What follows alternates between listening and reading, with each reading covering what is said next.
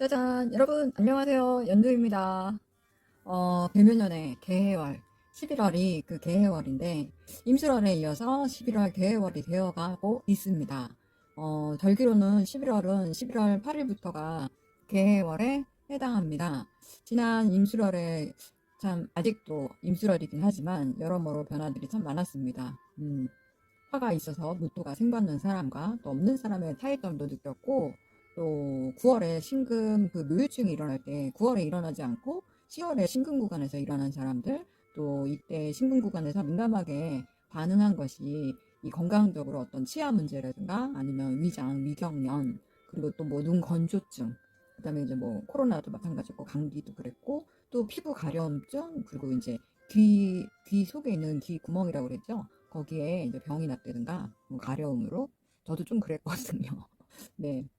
어찌됐든 이 모든 신금의 영역이었구나라는 생각도 조금 들었던 10월에 그 술중에 정화구간, 아니, 신금구간이었는데요. 또 정화구간에서는 수화충으로 현실적인 문제로 깊은 생각에 빠지시는 분들, 또 이 수화충으로 또 이동하시는 분들, 또 여행 가시는 분들, 특히 이 신금일간들은 이 정화구간에서 신금이 제일, 뭐라 그럴까요? 천적? 네, 정하죠. 네, 어디론가 가고 싶은 분들 있지 않았을까 싶습니다. 실제로 여행 가신 분들도 있었고요. 네, 여튼 임수월의 의미는 이렇게 마무리가 되어가는 중인데, 그래서 이제껏 누적된 것을 모두 밝혀내고 마무리가 지어지는 그런 일들도 있지 않았을까 싶습니다. 그리고 또 2월 달에 임목달이었죠. 그 다음에 또 5월 사화달, 그 다음에 6월에 오화달. 이렇게 쌓아온 일들이 임수월에 마무리 짓는 달이었다면, 이번 11월은 또 이 해월이라는 것은 또 거기서 간목이 상생하는데, 또 임수가 드디어 음기를 왕하게 표출할 수 있는 그 구간으로서 병정화의 모습이 좀 두드러지게 반응하지 않을까 싶습니다. 그리고 또 병화가 있어서 또 무토가 있어서 화생토를 해주고 있는 무토가 있는가에 따라 각기 다른 모습들을 보이지 않겠는가 싶습니다. 왜냐하면 임수는 무토로 대방을 하여서 임수가 주체가 되어서 여기저기에 쓰일 수 있을 때 이것이 무임충으로의 변화일 것입니다. 또 정화로 된 화생토가 되는 거에는 그 정화로 그쵸 화생토가 된 그 무토의 제방은 또 얼마나 튼튼할지도 또 가늠해 볼 수 있겠네요. 사실 이제 병화의 화생토와 화상토가 아니고 정화의 화생토는 조금 틀리거든요. 그 의미도. 네.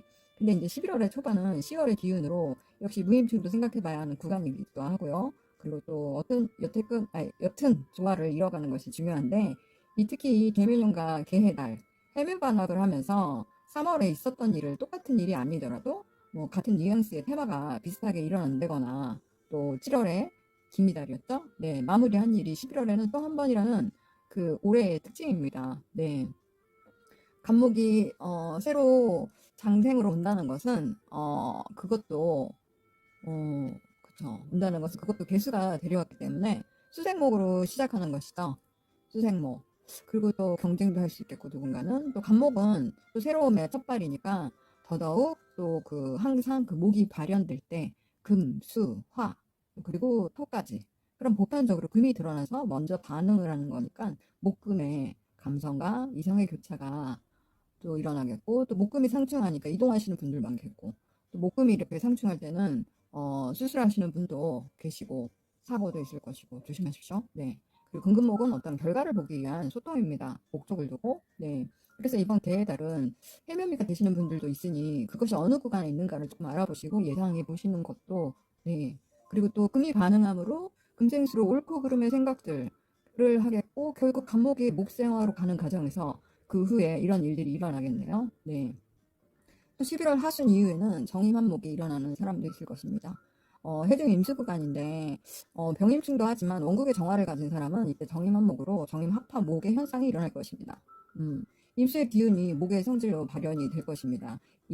그쵸. 일간은 기본적으로 합을 안 하지만 합의 영향을 받을 때도 예외적으로 있습니다. 그때 사주 원국의 지지에 간목의 뿌리가 어느 곳에 있는가에 따라 그 현상들이 강하게 들어옵니다.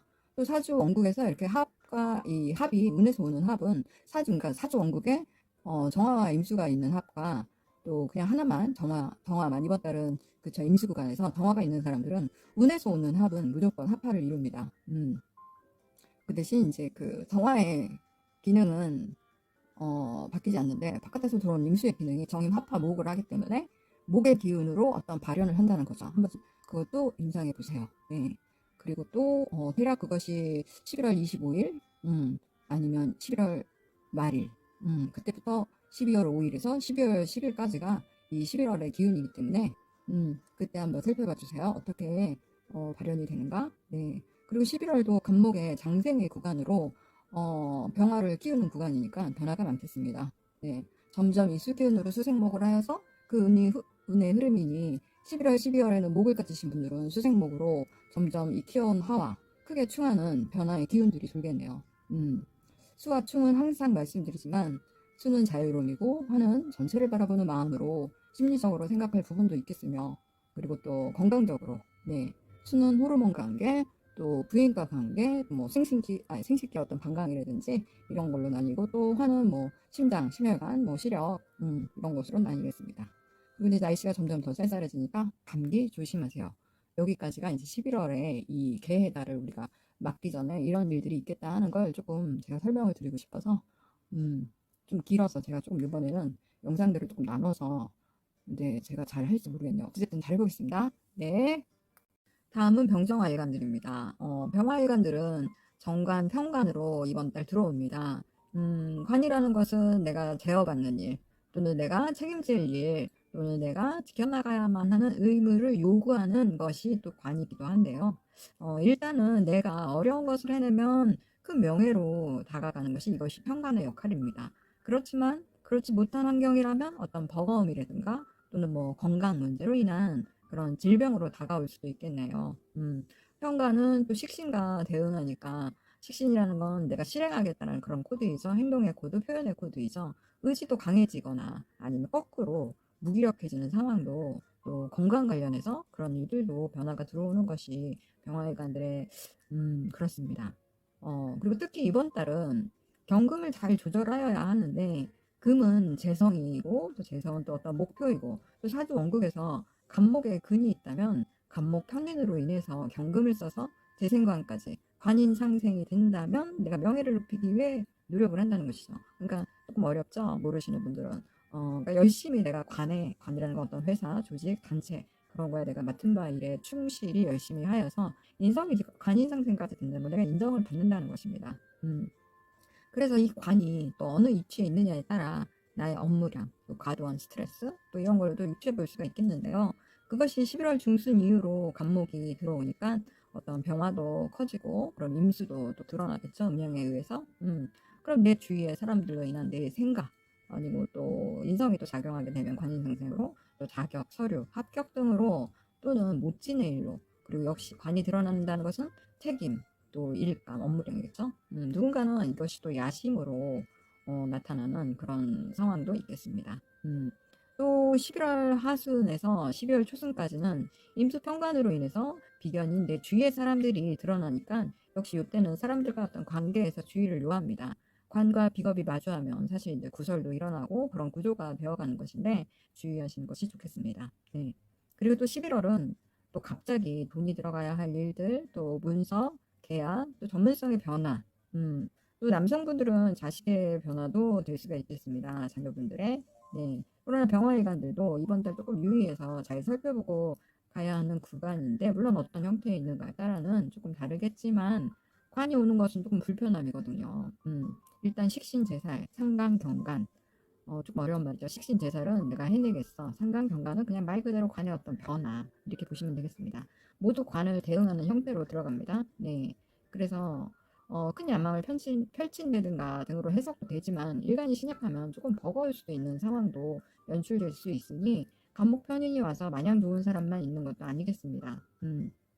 어떤 불만 등으로 또는 조직 내에서 내가 힘든 사람도 있겠으며 또 구설 등으로 인한 마찰 정리를 해보면요. 내가 하는 일에도 변동이 들어오고 또 나의 자격, 조건에 의해서 내 입장을 조금 표명할 일도 있을 수 있겠다라는 점. 그리고 또 여튼 개에 따른 모두에게 시작을 위한 변화이기 때문에 그것이 생각이 되었든 자격이 되었든 어떤 목표 때문에 나의 책임을 감당해야 하는 일로 열심히 해야 하는 한 달인 것은 분명한 것 같습니다. 네, 파이팅 하십시오.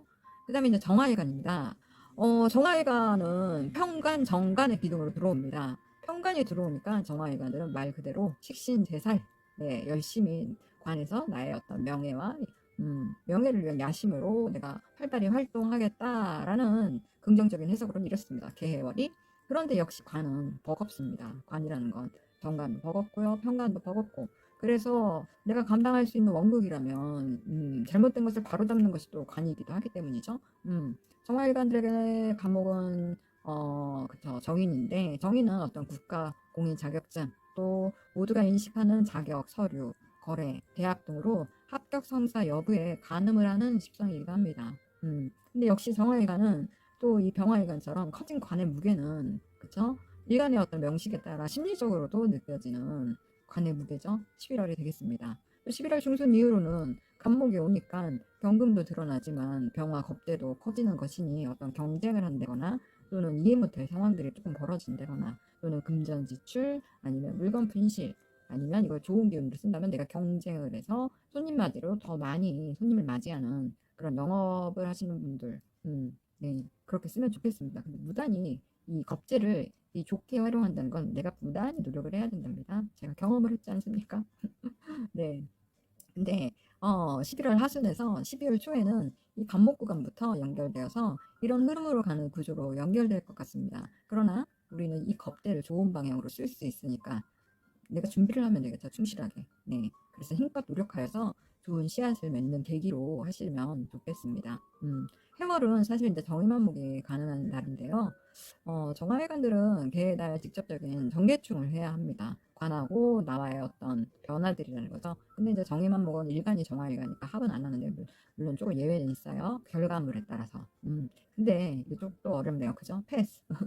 근데 모든 음간은 극의 현상이 올 때 제일로 버겁습니다. 정화일관은 음간에 속합니다. 그래서 어떤 극이 올 때 조금 양간보다는 그쵸 좀 세게 오는데 물론 관이라는 게 정평관 앞에서도 말했지만 정평관 가릴 것 없이 조금 부단히 이 노력한 끝에는 어떤 명예나 인정이 따른다는 거 그러니까 열심히 하시기를 그리고 또 운을 잘 활용하면 기회가 되는 사람도 있겠습니다. 이 계월에 네 그리고 거꾸로 수기운이 없으면 멋진 남자 또 직장 명예가 따르는 관에 대한 무게감이 그쵸 내 일상에 대한 변화를 예견하고 있는 것인데 이것이 상당 병간입니다. 관에 대한 변화라는 거죠.